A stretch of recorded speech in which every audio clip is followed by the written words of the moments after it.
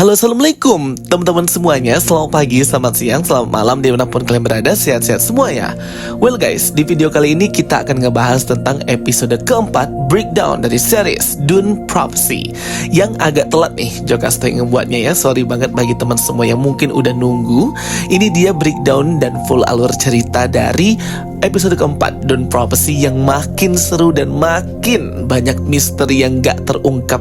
Kayaknya akan terungkap di season kedua ya guys. Jadi sabar-sabar aja nih. Bagi kalian yang belum join grup spoiler Telegram Jokastoy, segera join, link invite grupnya sudah aku pin di kolom komentar.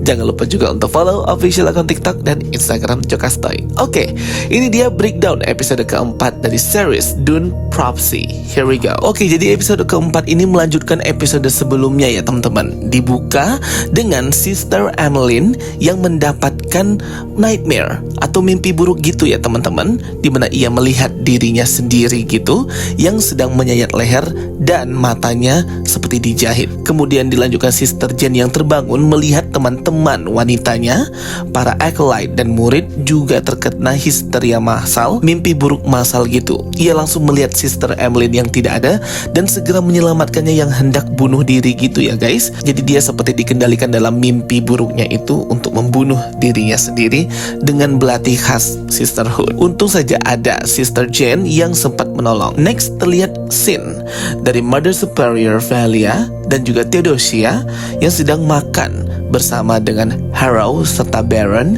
di tempat kediaman House Harkonnen. Buat teman-teman semua, aku baca kolom komentar, kalian jangan bingung ya. Ini bukan Baron Harkonnen seperti Baron yang ada di film Dune ya teman-teman. Bukan, ini adalah Baron yang berbeda. Kan jaraknya 10.000 tahun.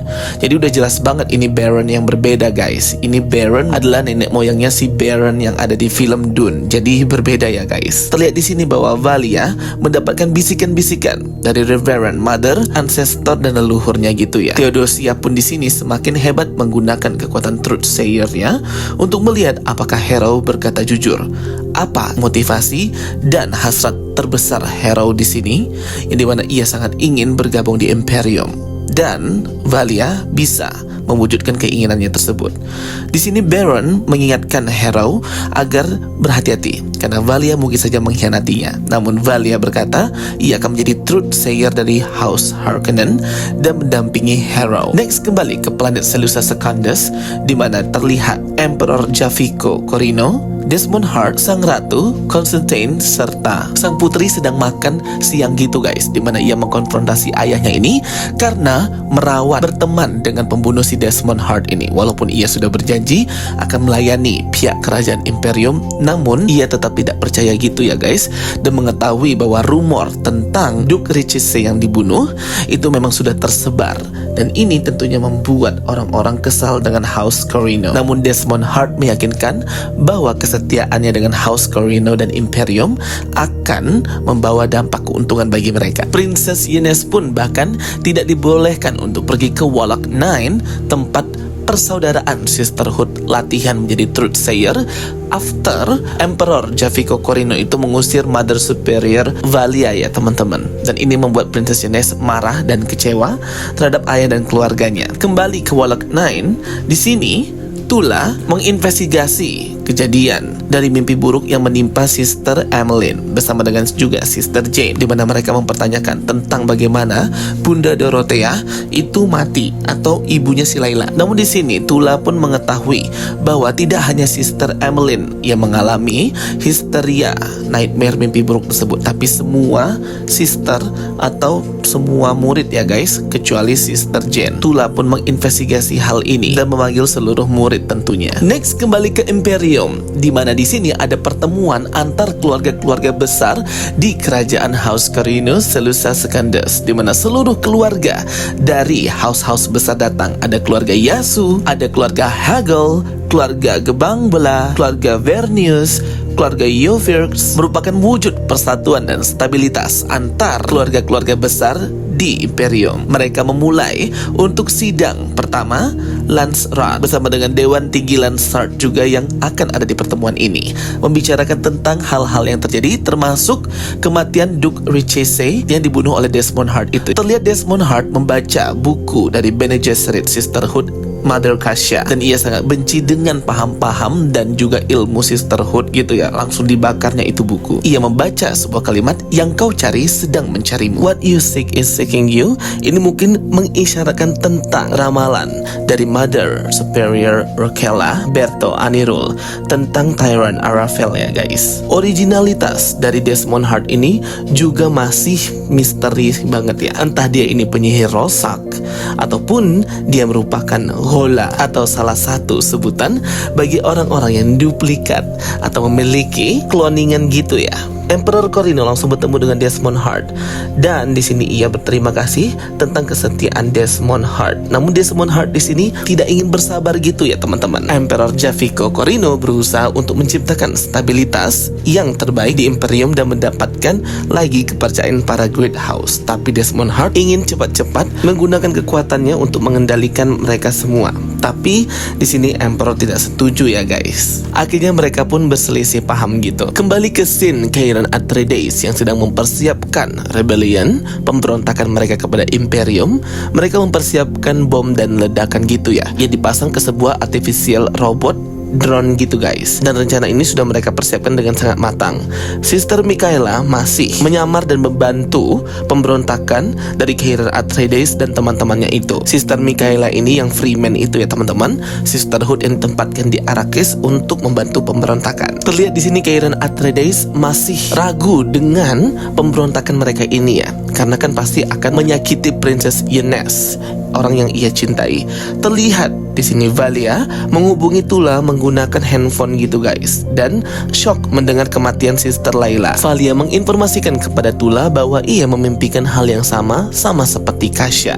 Di sini Valia menginginkan Tula berada di sisinya ikut membantunya, tetapi ia sebenarnya tidak jadi mengirimkan voice note itu ya guys. Terlihat di sini Sister Theodosia datang menginformasikan bahwa rencana Sister Mikaela dan pemberontakan Atreides dan teman-temannya itu sudah berjalan sesuai rencana. Mereka mengincar pada saat pidato dari Kaisar Javico Corino. Namun di sini mereka harus tetap keep bahwa Desmond Hart harus tetap hidup. Valia berkata ia harus tetap waspada menghadapi musuh yang belum mereka ketahui, termasuk dengan kekuatan Desmond Hart yang masih sangat complicated dan rumit untuk dipahami. Maka Valia akan menang dalam pertarungan ini. Ia mengajarkan hal tersebut kepada Theodosia, dan ia tak akan gagal. Rencana Valia adalah akan menghancurkan robot-robot drone yang ia lepaskan oleh si Atreides dan pengkhianat, serta memberikan pengkhianat tersebut kepada Emperor Javico Corino melalui ponakannya si Harrow Harkonnen gitu ya guys. Jadi biar dapat tempat lagi dan kepercayaan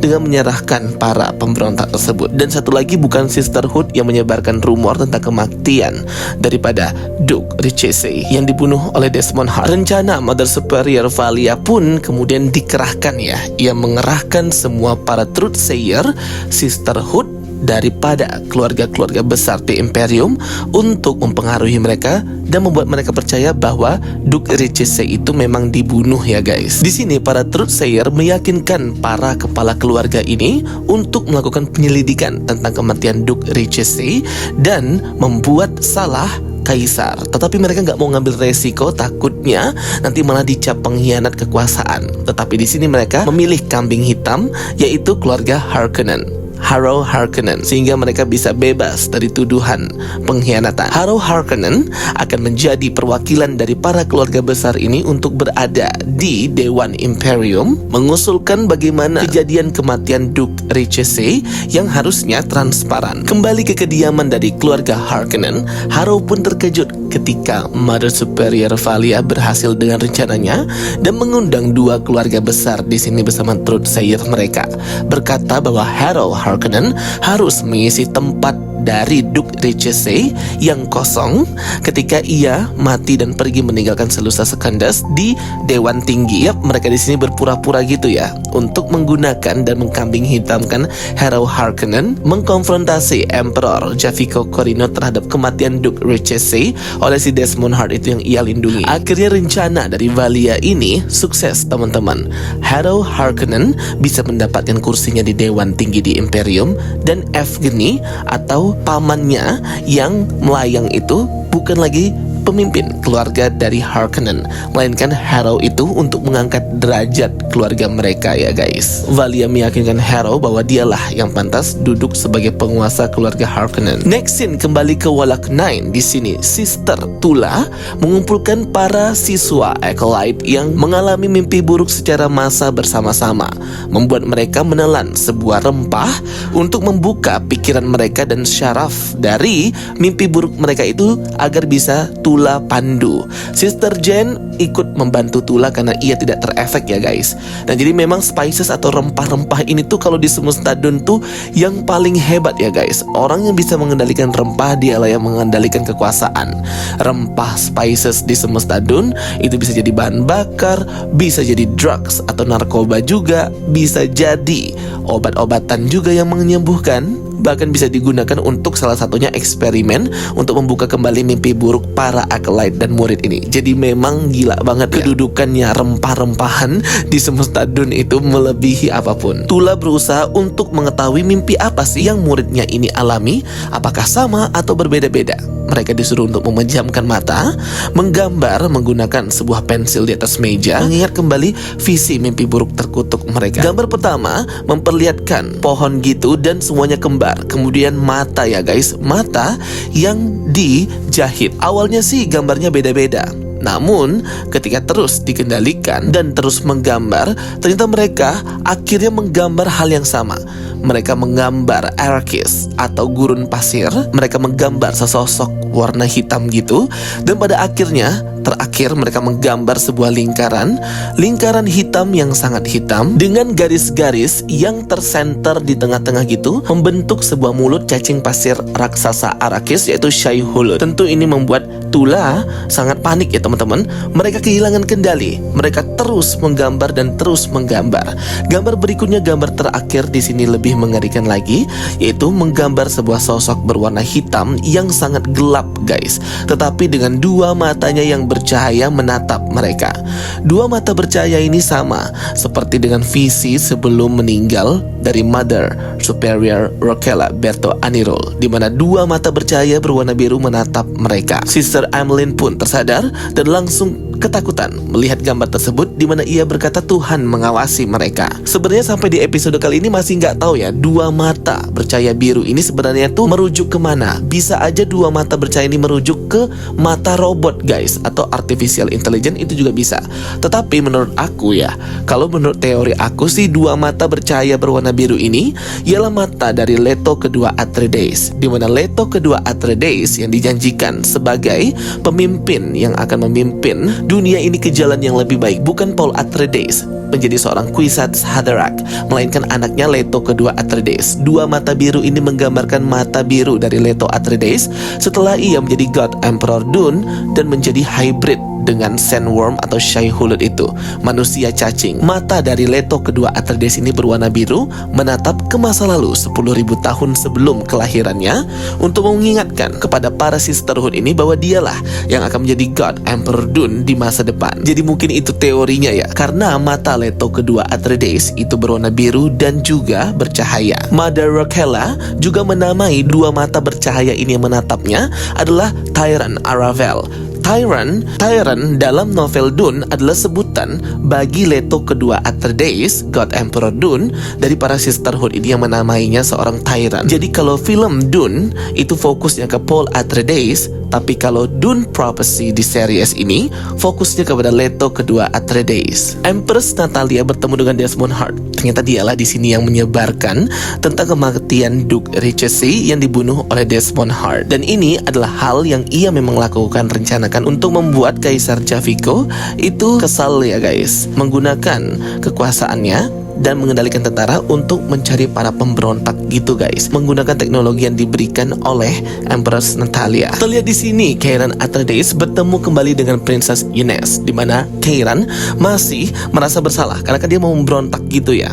dan pastinya akan menyakiti Princess Eunice. Tetapi Eunice tahu bahwa ayahnya salah karena mendukung pembunuhan Desmond Hart terhadap Duke Richese. Princess Eunice pun menawarkan bantuannya sendiri untuk mengkhianati keluarganya, terkhusus ayahnya, karena sudah mendukung seorang pembunuh. Sister Michaela di sini melihat bagaimana hubungan antara Atreides dan Eunice di sini dan sangat suspicious atau curiga, guys. Di ruangannya, Valia dan Theodosia pun berbincang-bincang. Theodosia pun bertanya tentang saudara Valia, yaitu Griffin, yang mati dalam tangan boyaran Atreides. Episode yang lalu sudah aku jelaskan ya teman-teman, di mana Valia sangat berharap bakat dari kekuatan Theodosia itu bisa membantunya. Nah, bakatnya ini ya teman-teman ya, yang nanti akan diungkapkan di akhir episode ini, mind blowing banget. Sister Avila dan Tula mulai menginvestigasi dan menganalisis gambar-gambar yang dibuat oleh para murid ini terhadap mimpi mereka yang sama, yaitu padang pasir Arrakis, Shai Hulud, cacing pasir yang besar itu, lalu dua bola mata yang menatap mereka. Sebenarnya dua gambar tadi itu sudah nge-foreshadowing banget tentang Leto kedua Atreides, di mana Shai Hulud atau cacing pasir besar itu menggambarkan badan dari Leto Atreides, dan dua bola matanya, mata birunya ialah mata dari si Leto kedua Atreides. Malamnya di sini Princess Eunice mengajak Constantine untuk mengkhianati ayahnya, tetapi Constantine takut dipenggal dan dibunuh, jadi ia menolak.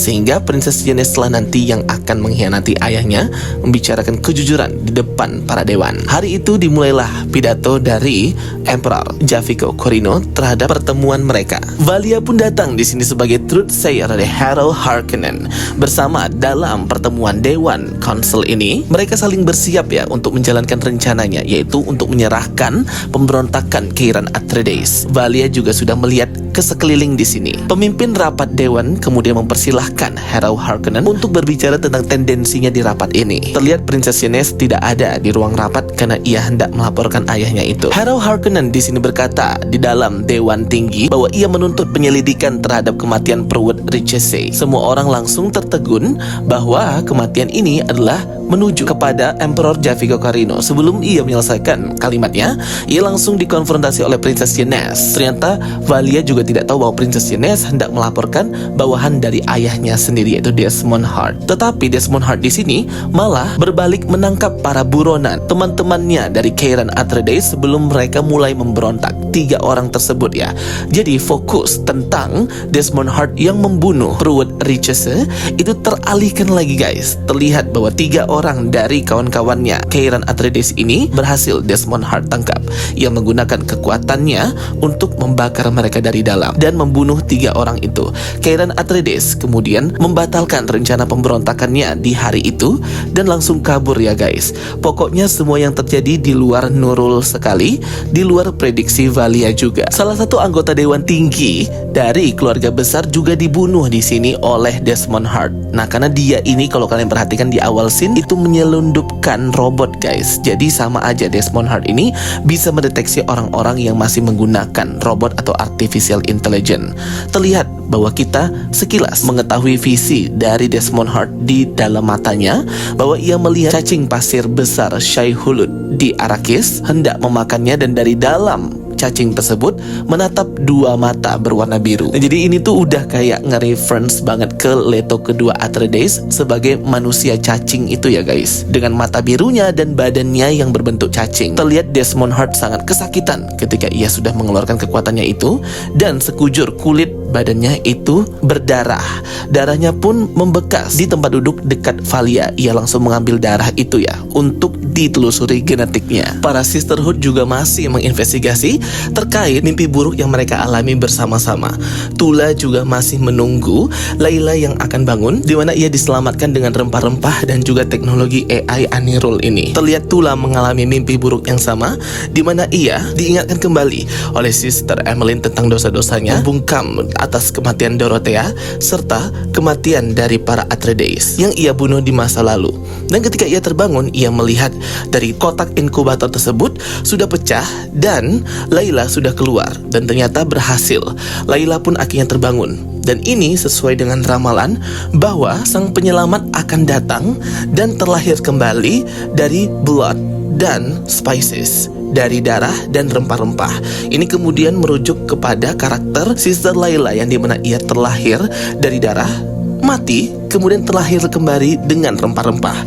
Ia terkejut melihat sistem AI mesin yang digunakan oleh Tula di sini yang sebenarnya sudah dilarang. Valia di sini mengkonfrontasi pamannya, di mana pamannya masih mengolok-olok si Harrow dan tidak memiliki visi untuk membuat keluarga Harkonnen kembali memiliki tempat dan posisi di Imperium. Perseteruan antara pamannya dan Valia ini membuat pamannya kayak shock gitu dan membutuhkan bantuan oksigen, guys. Tetapi alat oksigennya diambil oleh Valia sehingga ia tidak bisa bernafas dan akhirnya ia mati. Hal ini memang dilakukan oleh Valia agar keluarga Harkonnen bisa langsung dipimpin oleh Harrow, ponakannya tersebut yang mudah ia kendalikan. Pamannya berkata kepada Valia bahwa sebelum Valia pergi di Lengkevale, ia sudah melihat sihir dan kekuatan jahat dari Valia yang seorang penyihir. Ini merujuk kepada The Sorcerer of Rosak atau penyihir Rosak yang memang menjadi cikal bakal dari Sisterhood atau Bene Gesserit di semesta Dune. Akhirnya Baron Harkonnen ini pun mati, guys. Cincinnya diambil oleh Valia sebagai pemimpin keluarga Harkonnen dan nanti akan ia serahkan kepada Harrow. Setelah kematian pamannya, Valia menatap lukisan dari saudara atau kakaknya yang sangat ia sayangi, yaitu si Griffin Harkonnen, dan terkejut ketika melihat Griffin berada di hadapannya yang ternyata itu adalah Theodosia yang bisa shape-shifting. Jadi bakat dan kekuatan dari Sister Theodosia ini ialah bisa berubah menjadi siapa saja ya. Kalau di semesta Dune, ia dinamakan seorang face dancer yang bisa berubah wujud, shape-shifting menjadi siapa saja dan wajah siapa saja. Itulah kekuatan dan bakat alami dari Sister Theodosia. Di novel Dune, face dancer ini diciptakan oleh sebuah engineer atau perkumpulan bernama Bene Tleilax, memiliki kekuatan untuk berubah menjadi siapapun. Face dancer atau Jadaka Hermaphrodites. Mereka dilatih menjadi prana bindu training yang bisa merubah mereka menjadi siapapun, termasuk si Sister Theodosia ini. Oke teman-teman semuanya, jadi itu ya breakdown dan review episode keempat dari Dune Prophecy yang makin seru banget nih. Komen di kolom komentar kalau ada pertanyaan, kita diskusi bareng. Thank you for watching my videos. Don't forget to like and subscribe. Bye bye and see you next time.